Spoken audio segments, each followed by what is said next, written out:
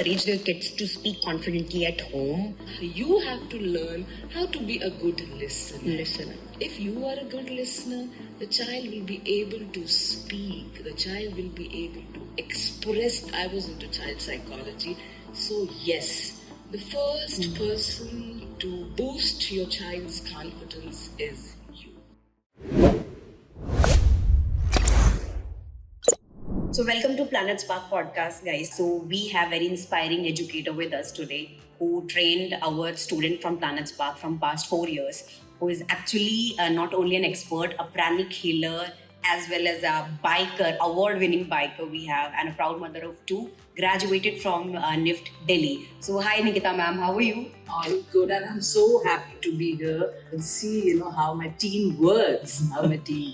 Because it's a teamwork which we do, and we provide this journey of education, this journey of public speaking and creative writing to our students. Okay, so before we dive into this, we would like to know from you, like, when did you decide that I want to be an expert, wanted to train children, and how this journey started basically? Well, life very planned after my graduation, my post-graduation. I've been to NIFT Delhi and I did my garment manufacturing technology, which I really wanted to do because I've already done designing.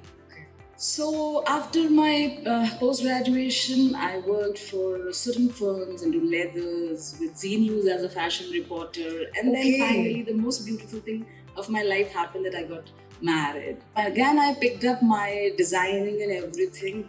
Then when I was blessed with my first child, life took a pause and I was really loving it. I was really loving and enjoying my life like that. Then suddenly after 4 years, and since I've been a professional working, so I really wanted to go back to my work. Then PlanetSpark happened to me, which actually gave me wings to have my work-home balance, and I started my journey with the PlanetSpark. That was wonderful. So Nikita ma'am, you have been with us from 4 years. So what keeps you motivating and what is an inspiration of teaching? I still remember for the first time when I went to PlanetSpark, the most important thing which I really liked was how beautifully the curriculum is being designed. It is so user-friendly, and even for the children, it is very easier to grasp, to understand, to do the activities, to do the performance classes, the practice classes. So that is something which really motivated, because that helped me parallelly to make children understand, to make children know what exactly I want to teach them, to deliver with them. Right. So Nikita ma'am, next question. How can public speaking classes at an early age impact a child's personal and academic growth?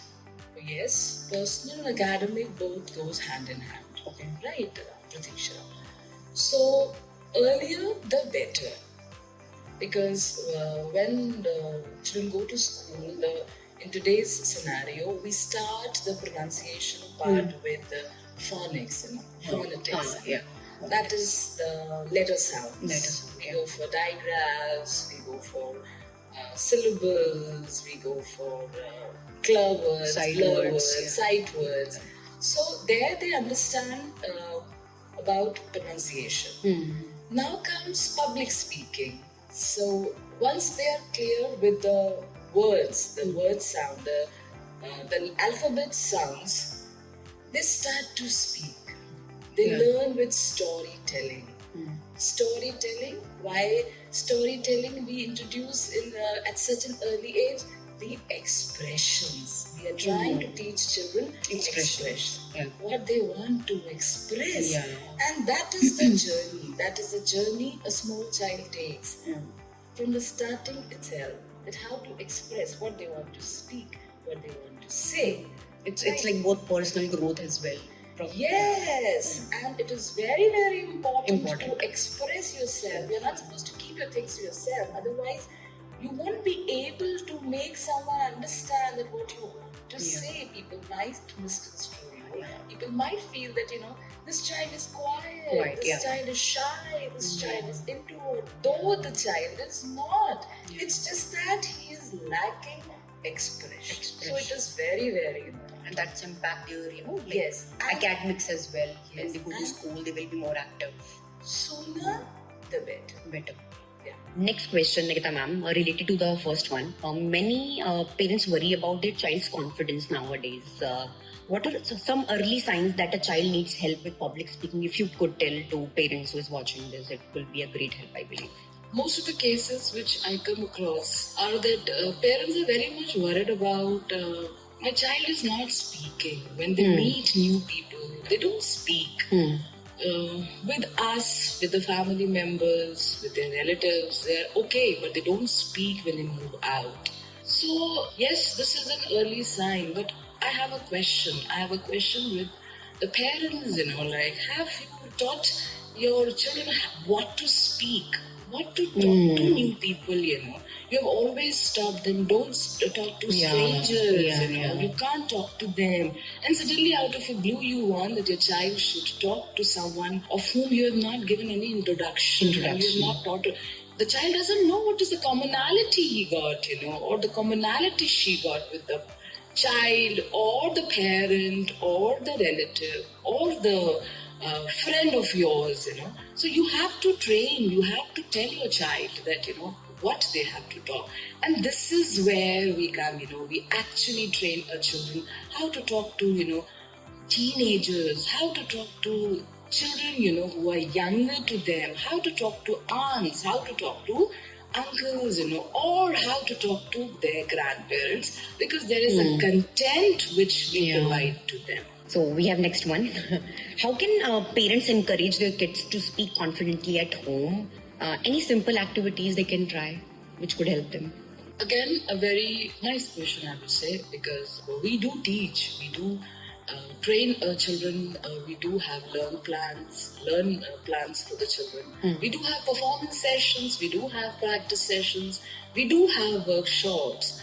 But, from the parent side, it is equally important that they also contribute, because the child is with them for almost 18 hours. Yeah, right. And what they can do is first of all, the most important point I want for the parents, then you have to be, you have to learn how to be a good listener. Yeah. When you will be a good listener, your child is definitely going to be a good listener. And then it will be easier for you to instruct them. It will be easier for you to train them. It will be easier for you to make them understand what is being taught in the learn session by us. If you are a good listener, the child will be able to speak. The child will be able to express them. The child will be able to what exactly they want, and then you can actually articulate them that what you want.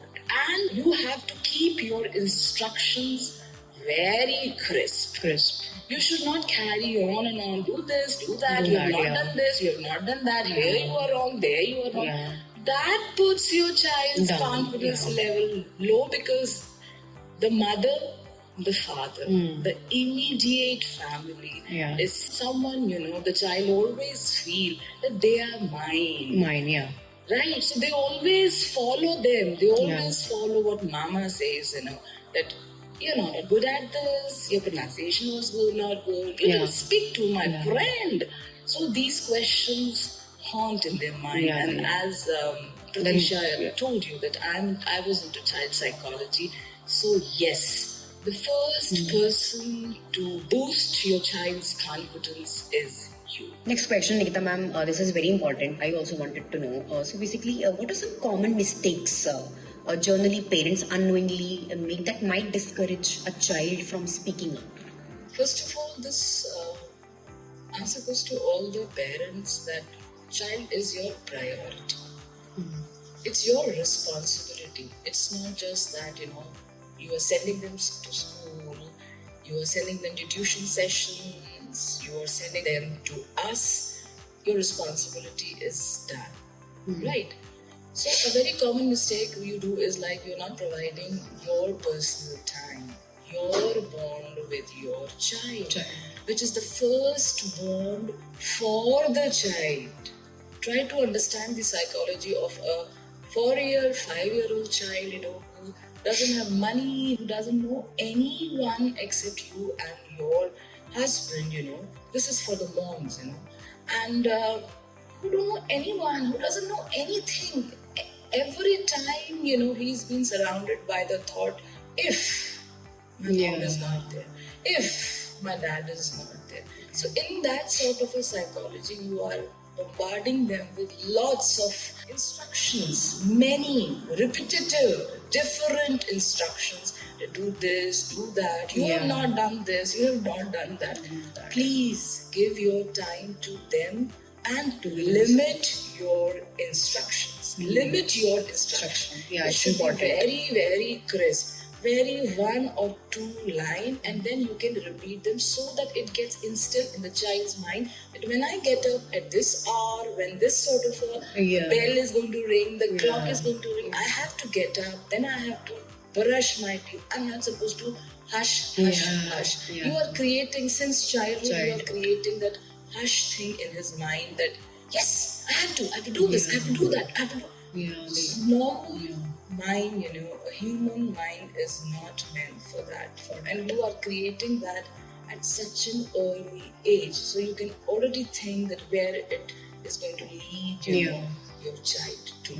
So common mistake is like, as you asked me, try to limit the instructions and try to give support, the feeling to your child that whatsoever, I'm there. So the child will feel okay, even if I've done something wrong. My mom is there, my dad is there. I have my home where I can go back and feel safe. So we have next one. Any simple activities they can try which could help them? Again, a very nice question, I would say, because we do teach, we do train children, we do have learn plans for the children. We do have performance sessions, we do have practice sessions, we do have workshops.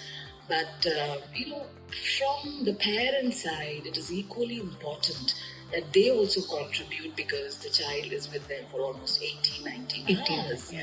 And what they can do is like, first of all, the most important point I want for the parents, then you have to be. When you will be a good listener, your child is definitely going to be a good listener. And then it will be easier for you to instruct them. It will be easier for you to train them. It will be easier for you to make them understand what is being taught in the learn session by us. The child will be able to what exactly they want, and then you can actually articulate them that what you want. And you have to keep your instructions very crisp.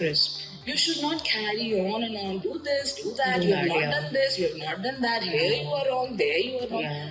That puts your child's confidence level low because the mother, the father, the immediate family is someone, the child always feel that they are mine.